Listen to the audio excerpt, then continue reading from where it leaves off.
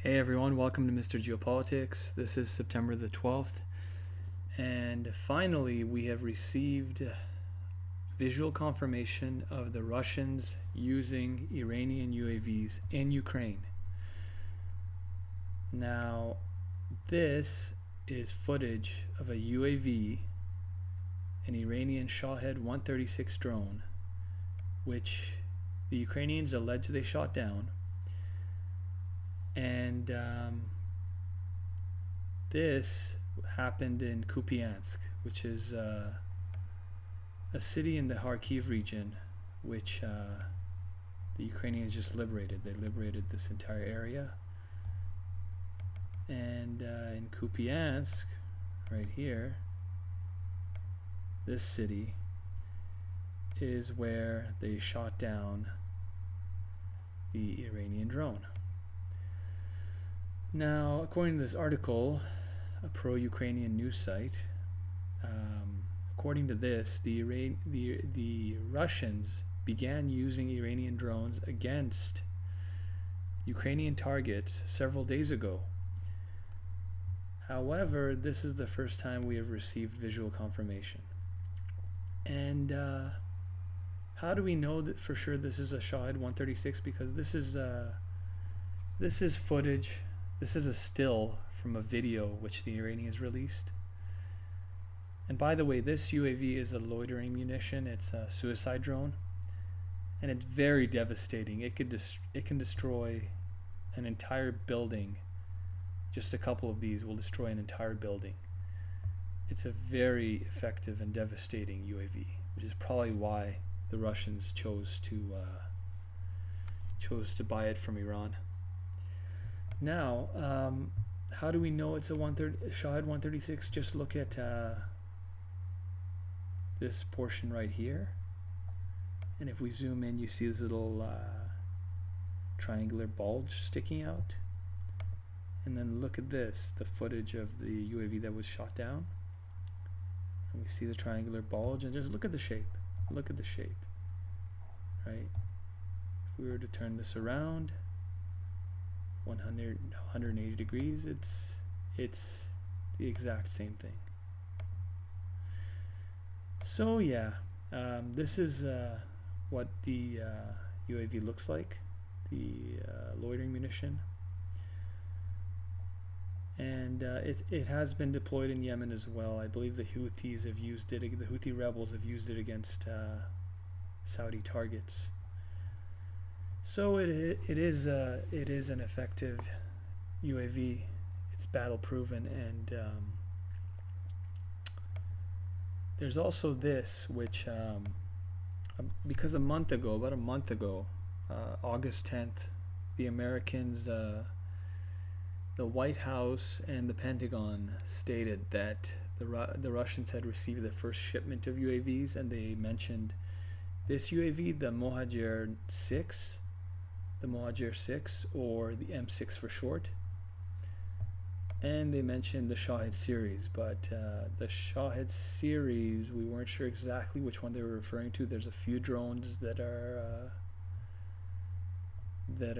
use that name, but now I was guessing it was this one, and now yes, it is indeed this one, because it makes sense. You want a suicide UAV, a loitering munition, and a UAV that you can reuse, right? That lands on a runway and takes off from a runway, hits its targets, and comes back. Now, this UAV, the M6, it was used in Ethiopia, in the war in Ethiopia, and it helped turn the tide. At one point, the Tigrayan rebels were on the outskirts of Ethiopia's capital, and the Ethiopians bought some of these drones, as well as Turkish and Chinese drones as well. They purchased drones from wherever they could as quickly as they could, and they helped turn the tide. And now the Ethiopians are actually, I believe they're outside the capital of the Tigrayan rebels. So they turned the table on the Tigrayan rebels with air power, with these UAVs. Now this UAV, the M6 Mohajer 6, It has a range of 200 kilometers, and it can carry 100 kilograms of payload, or 220 pounds of precision guided munitions. It can carry 4 of these type of bombs, and they're pinpoint accurate. So anyways, the Russians, just today, pretty much every other day, we get more footage of UAV footage from the Russians, because the Russians, the UAV that they have used the most in Ukraine is actually this UAV. It's the Orlan 10, and it's just a reconnaissance drone. It's a simple reconnaissance drone. It's very low cost, and it just helps coordinate. It helps find targets and coordinate artillery strikes, right? So now, why did Russia buy drones from Iran? A lot of people are wondering, isn't Russia more industrialized than Iran, more advanced? Why did Russia buy drones from Iran? Well, the Russians have been slacking. After Nagorno-Karabakh, when Soviet era air defense, when the Armenian air defenses, which were Soviet era air defenses, were targeted by Turkish Bayraktar drones that had been given to Azerbaijan, the Russians should have really given their UAV, their drone program, a boost. But they didn't, and the only drone which they have mass produced is the Orlan 10. Now, don't get me wrong, the Russians have some decent models. They have the Orion, and the Orion, it's basically kind of similar to the Moajer 6, kind of similar to the Turkish Bayraktar drones. It takes off from a runway, finds targets, hits the target, and comes back and lands on the runway. And the Russians also have this UAV, which is really advanced. It's a stealth UAV, and it's called the Ochotnik or Hunter UAV. And basically they're still working on this, but for drones like this, they should have really began mass producing them a while ago.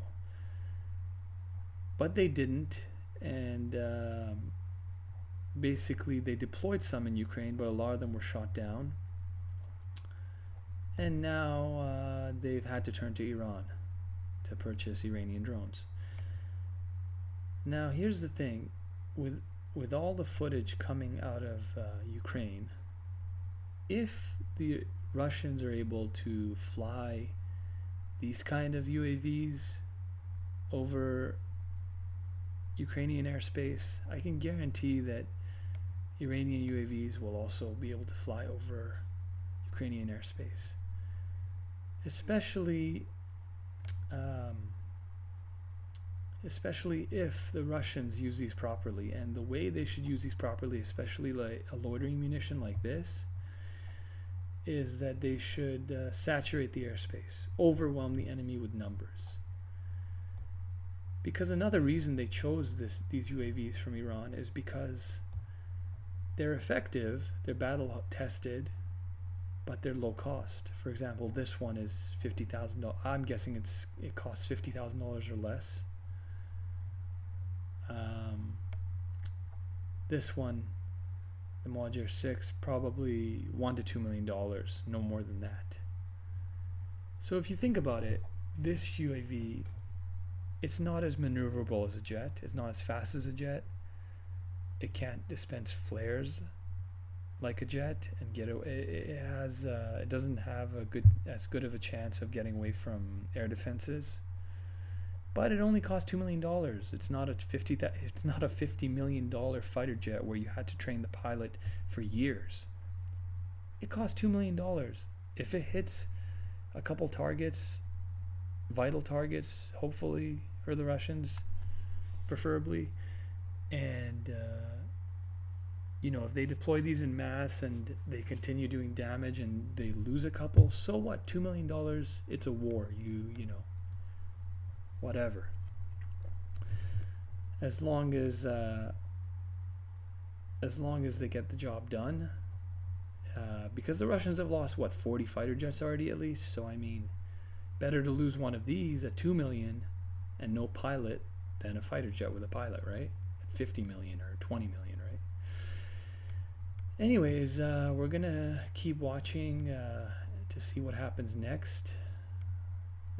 This article implies that, doesn't say directly, but it implies that the Russians have struck Ukrainian targets already.